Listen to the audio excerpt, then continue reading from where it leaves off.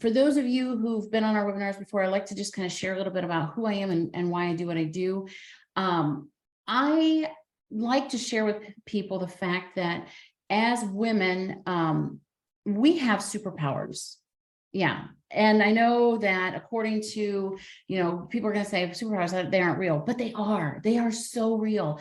And we develop them through the chapters of our lives that we go through, and they help shape where we are, who we are, and how we get to the next chapter. Now, they're not as grand as what Hollywood makes them out to be. I can't leap tall buildings. I can't fly. God, I would love to do that though.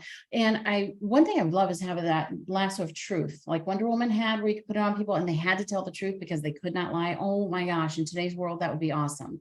But to give you a clearer picture, I'm going to take you back in time to about 1997. My kids were about 1 and 3, and they were just little people. And, at that point in time, you're trying to be the best parent you can possibly be. But at that time, my husband, if he had $1 in his pocket, he would spend $2.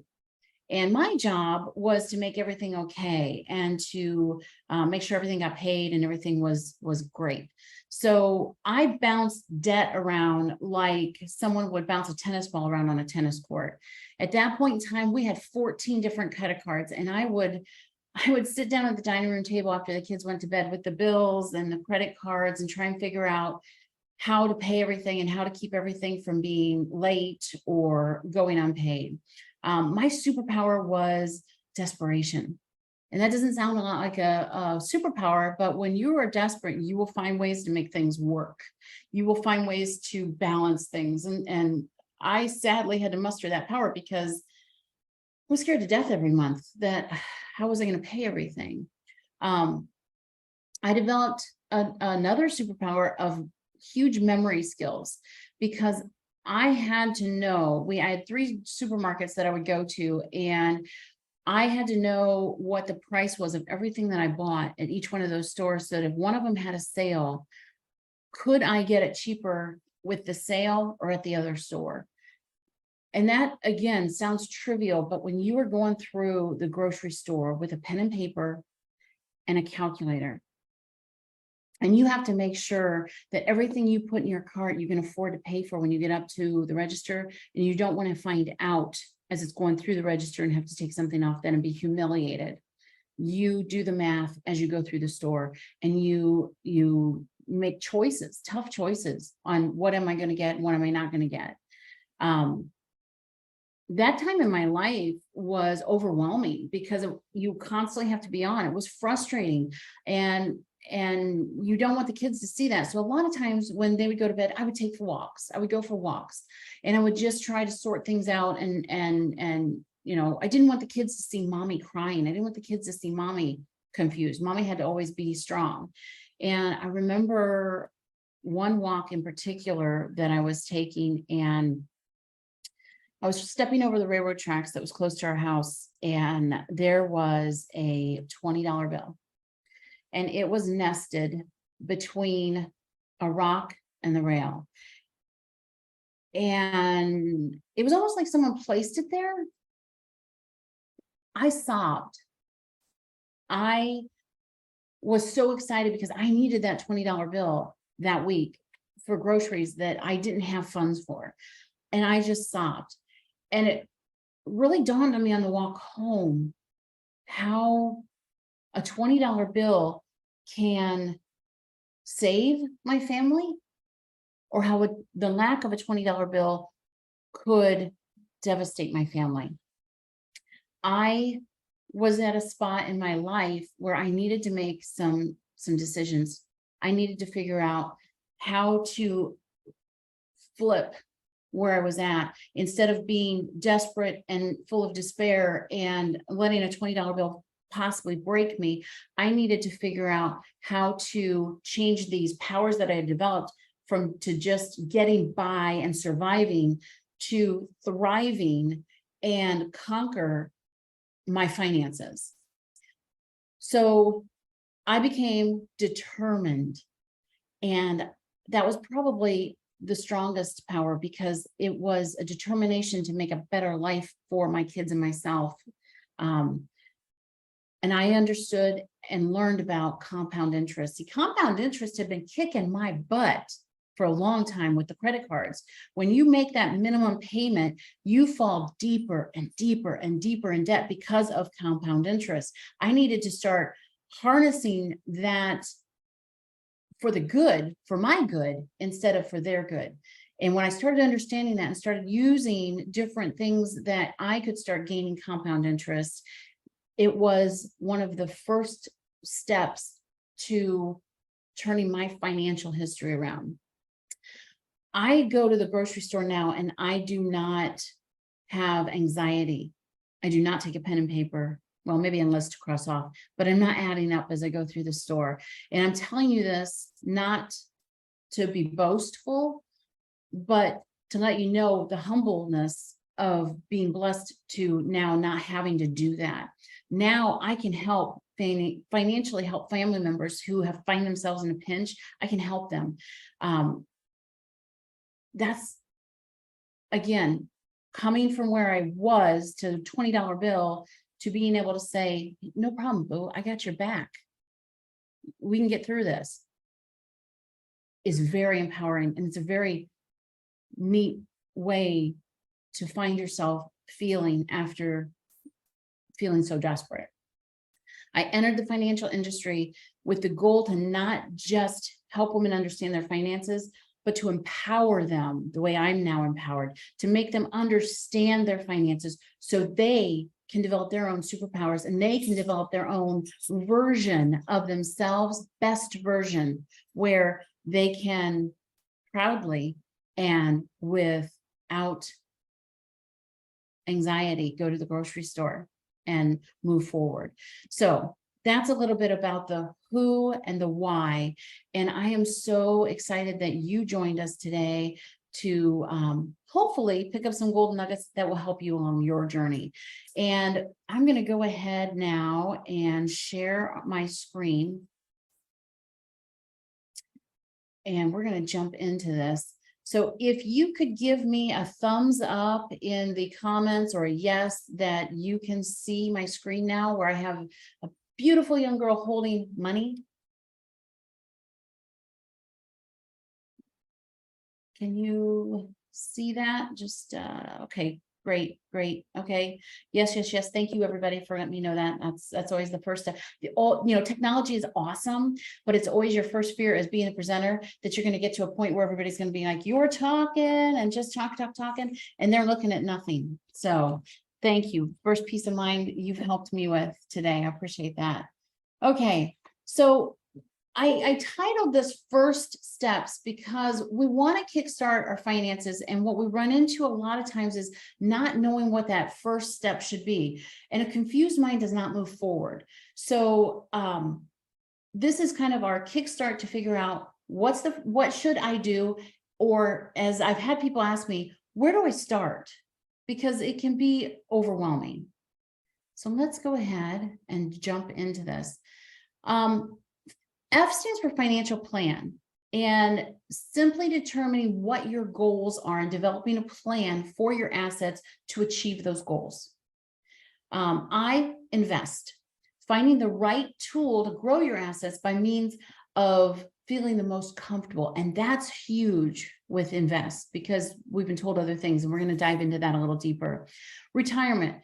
That should not be an age that's determined by a government or any other entity. It should be what you decide, hey, I don't want to work anymore. I've decided that I don't want to work anymore. Savings is important because we need that emergency safety net. We need to know that if something happens, we are good. We're not going to be thrust into an unwanted debt that's going to then start that debt trap that we talked about. When I said I had those 14 different credit cards and I would bounce those around, that was a debt trap. That was being stuck in a system that I was utilizing and making work. But each month, because I was making minimum payments, the compound interest was driving me deeper and deeper and deeper in debt to a point where it seemed like there was no way out. It seemed like I was in that that mud pit that you can't climb out of, but you can. And that's what we're going to help with.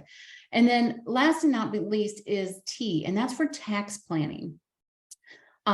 We need to keep assets and money that you've worked hard for in your control and working for you, not working for someone else and not benefiting someone else but you. And I know I just said a whole lot of words, and maybe you're already thinking, wow, that's great, but what does it all mean? No worries. That's what we're going to walk through, and we're going to look at each point, break them down, and make it manageable.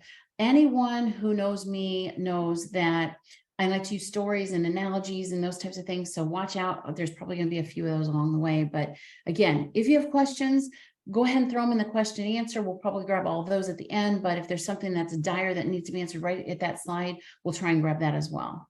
So, okay. Financial planning. What are your goals? Where do you go? How do I achieve my goals? And how do I get there once I've, achieved or kind of figured out what they are? And understand that there's no absolute only one perfect answer for all this. We've been led to believe that financial planning is some complex mission that you must do absolutely perfect or you fail. You have to make all the right answers right now or you fail. And that's just not true. In fact, remember, life's a journey, and that journey is going to change. You're going to have highs, you're going to have lows along the way, and you have to tweak things as you go. So okay, here's one. Have any of you ever went on a road trip? And on that road trip, and you can throw yes, no, or even if you want to say, how long your detour was, but along that road trip, have you ran into detours where all of a sudden maybe there was a new path that they're wanting to take you on that you're not familiar with, or the road's closed and you just have to find a new route yourself? So at that moment, you or your navigation system has to recalculate, where am I going? Find a way now to get to that destination that you had planned. But you have to take a minute. And your financial plan is the same way. As life changes, you may have to take a minute, re-navigate and recalculate in order to get where you want to go. And those detours can be good detours, like, oh, I just got a pay raise and now I'm making a lot more money. Or they can be bad. Wow, I just got laid off and I need to recalculate because until I find something else, I need to readjust. And that's okay, because it's a living, breathing plan. So invest. When you hear the word invest, what is the first thing that comes to your mind?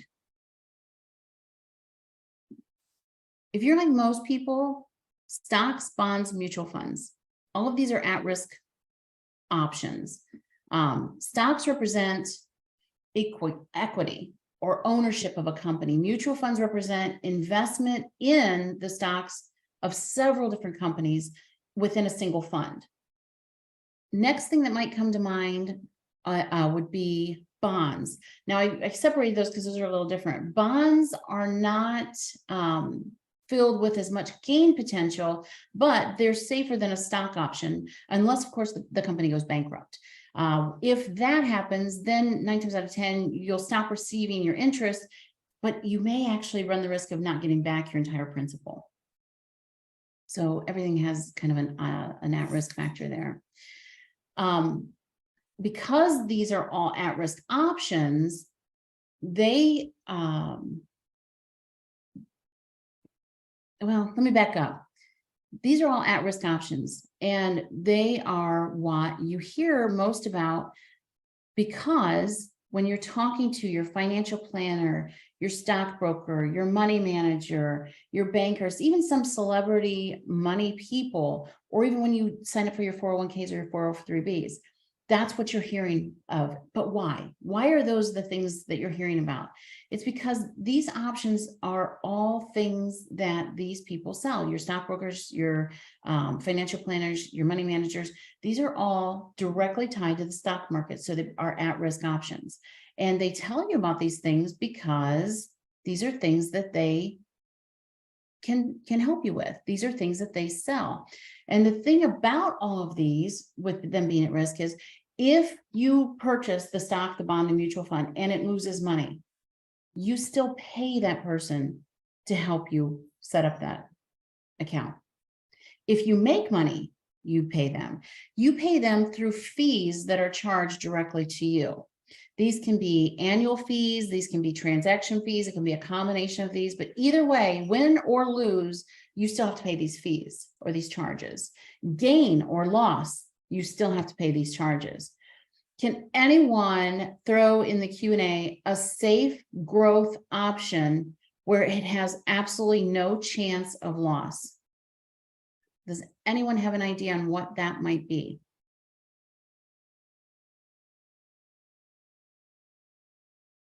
Everybody's being kind of quiet. Okay.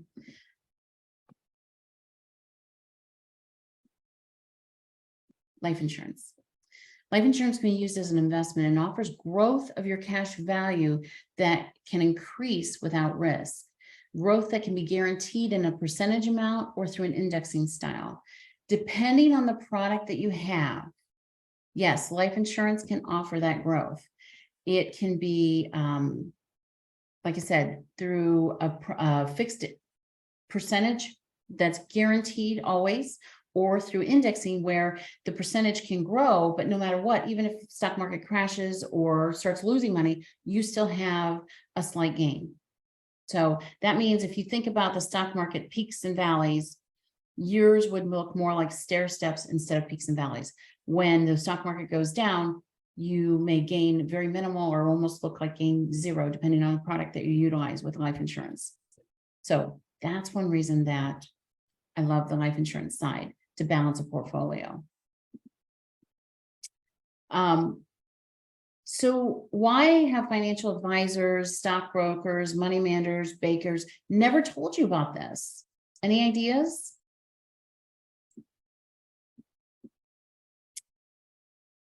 Any ideas at all? I'm going to share the answer, and it's kind of sad, but simply put, their licensee does not allow them to sell these products. So they can't make any money. And because they can't make any money, it's not something that's even on their radar. And I'm quite honestly, in all fairness, they're products that they really don't know much about because they're not licensed in those fields. They really don't know a lot about them. So retirement, our next, the R in our first. What age can you retire? If you're born in 1960 or later, full retirement now is going to be 67 years old. So that means in order to receive full retirement benefits like Social Security, you would get full benefits at 67. If you retire, you can retire younger, but you'll receive less than full benefits for Social Security. Or if you wait until later, like 70, you'll get above full retirement, 100%. So you would get above 100% for retirement. That's a whole nother video, a whole nother discussion, but I just want you to understand 67 is now if you're born after 1960, that's what your full age retirement is going to be. Now that doesn't affect Social Security. That's still 65. Again, that's a whole other video, just kind of giving you some information there. But what age do you want to retire? You know, has anyone ever asked you that? People have told you what age you can retire, but have you ever given any thought, when do you not want to work anymore? Do you want to stay in the state you're at, or do you want to go someplace else? Because these are the things we should be looking at when we're planning for retirement, not they tell me I have to work till this age. This is what I'm going to have to do. The biggest factor that keeps most people from retiring are medical benefits, because once they have their medical benefits through work and Social Security doesn't turn on or kick in until 65, there's that window of time that they're most fearful of. What do I do to cover my health needs or my physical health needs during that time period? And because the cost for health insurance is so expensive, that is normally the biggest deterrent that keeps people from retiring early. But if you know that going in and you're young enough and can plan for that, then you can actually put that on your plan and in your path to try and help with those questions. But again, best question, in my opinion, is what age do you want to stop working? Because that's really what it should be. Anyone want to throw some numbers in there?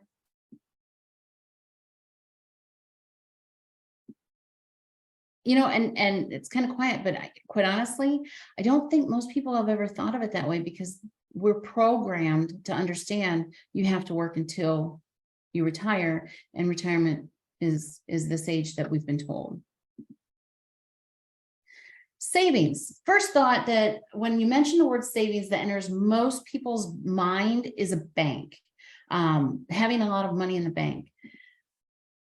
As of June, the average rate of saving of a savings account was 0.42%. There are a couple different types of savings accounts that you can get into. You can get into a high yield saving account, but if you do, they do offer higher amounts, but often there are balance requirements or fees to the accounts if you go below that, or just to have it. So you definitely always make sure you research exactly what is required of you for that high yielding savings account. There might even be time frames where you have to have the money in the account for a certain time period to qualify as well. Life insurance policies allow you to utilize cash growth and make the funds available at your discretion. So there's not the fees that if you take the money out at a certain time, or how much of the cash value can you utilize, or getting approval for using that money. These are, when we start talking about tax planning, what vehicles do we normally see people use when they're looking at funding their retirement? Normally it's a 401k, a 403b, or a traditional IRA or a regular IRA. And these are all qualified accounts. And all that means is before tax. So the money goes into these accounts before you get the income, or before it comes to you. So they are a tax deferred retirement vehicle. And all that means is when the money goes into the account, no taxes are taken from it. When the money comes out of the account and now is income for you, that's when you're taxed at whatever tax bracket you are at that point in time.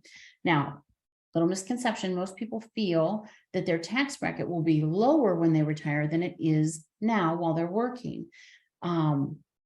That is most of the time untrue, because at that point in life, you've normally lost all of your write-offs or deductions that you can take, therefore puts you right back around the same tax bracket that you were in before. The next thing to think of, or that people think of, is a Roth plan. I love Roth plans. They definitely have a place in most people's portfolio. They grow tax-free instead of tax deferred. I actually started one of these back in, it would have been 2005, because I was self-employed. So I didn't have any other type of retirement vehicle. And at that time, I knew I had to do something, but I didn't really understand all this a lot. I was just starting to kind of get my feet wet with understanding finances and that. But I knew that the Roth I was looking at was after tax money, and the one I looked at and actually started had a fixed growth factor, which means, remember what I was talking about before with different products, you can have a fixed growth where it was a certain percentage of growth every month on your money, or it's an index. So I knew that this was safe money because it wasn't directly tied to the stock market in any way or mutual funds. It was directly tied to a growth factor that was based on a fixed percent. So I went ahead and started that. Now, I also was told the disadvantages of my Roth plan. I could not touch that money until I was at least 59 and a half, or I would incur a penalty for pulling money out of that account. Now, because I was setting this up as a retirement type of account, that was not a factor for me. And then there's also a limit on income. But if you remember back in my story, I wasn't making a whole lot of money then, so that was definitely not an issue. The other thing with a Roth plan is there is a fixed amount that you can fund a Roth per year that's determined, and you can't adjust that. Okay.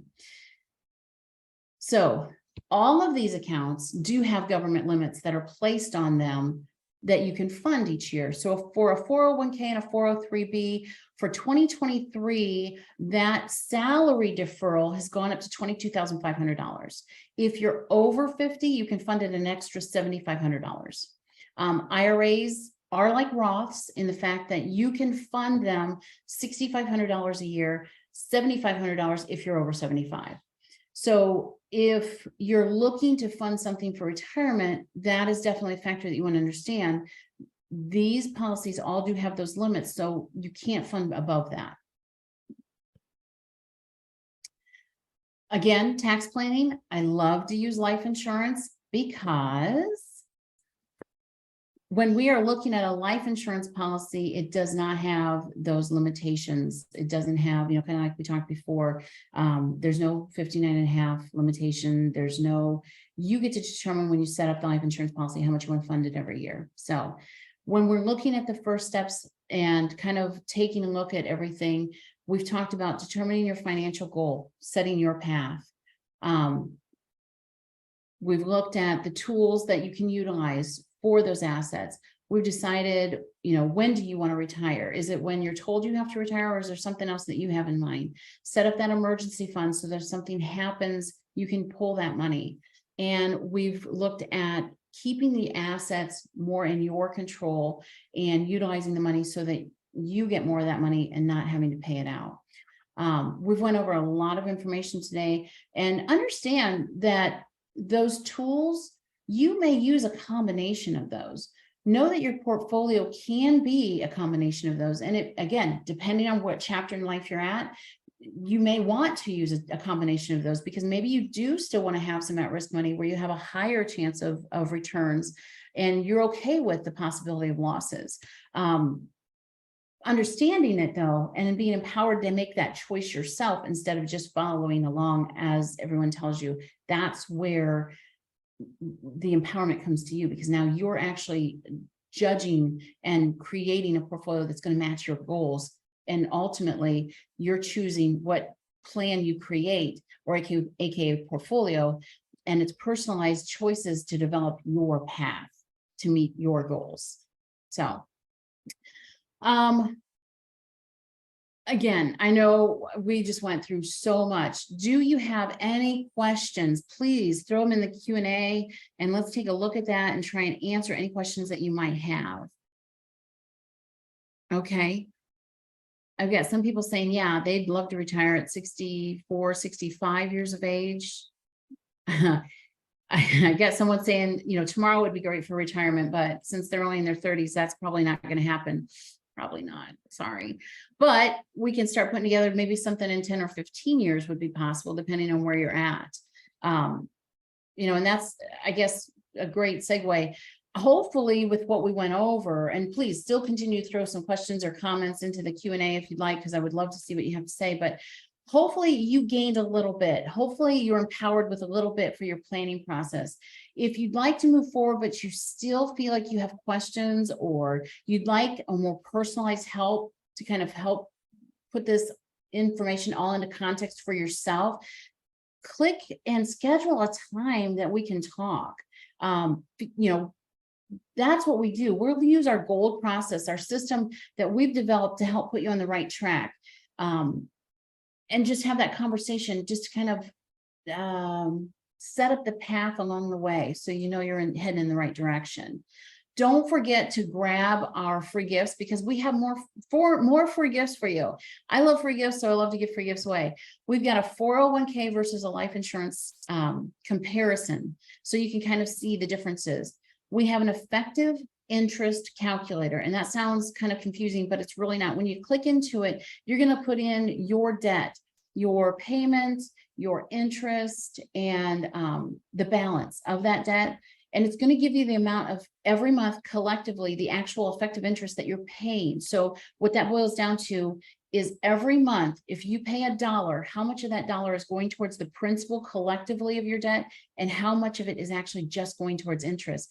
Because if it's all, if 70% of it is going towards interest, you're in that swirl that I talked about earlier, where you're not really getting ahead, because of every dollar, 70% of it is going towards interest, not towards your principal. But by knowing that, then you can start being empowered and making choices to end that cycle. We also want to give you the perfect plan chart. And what that does is it's just a guide. It gives you some scenarios. If this is what would help you, just to kind of give you some ideas, some scenarios to kind of, again, start planning that route. And then, of course, there's a retirement plan, quick chart comparison. What we talked about today, that when we look at these different retirement tools, what are their strengths? What are their cons? What are their advantages and disadvantages? And then last but not least is a golden ticket analysis call. That is scheduling that time that we can actually make it personalized and make it all about you. Look at where you're at and help you figure out, what's my path? Where do I start? What do I do first? So, any other questions? Okay, I had someone say, it's very reassuring to know that this whole process is set up and helping with retirement funds doesn't need to be so confusing. I felt over my head. Thank you. Oh, excellent. Excellent. I'm so glad that it helped. Other people saying that, wow, they had no idea that it could be made so easy. Understand too, it's still a process. So it's not like it's a magic pill or a magic button where everything is just going to fall into place. We're going to have to look at things and kind of put them in place, make some changes maybe, but most important, now you're the person in the driver's seat. I hope what we did helped. What I would say is, here is all my contact information. Here is the QR code for the free gift. I've also put the link, if you're not a QR person, in the chat is the link to get that next prize vault. We want you to grab those prizes, please. And if you have any questions, there's my contact information.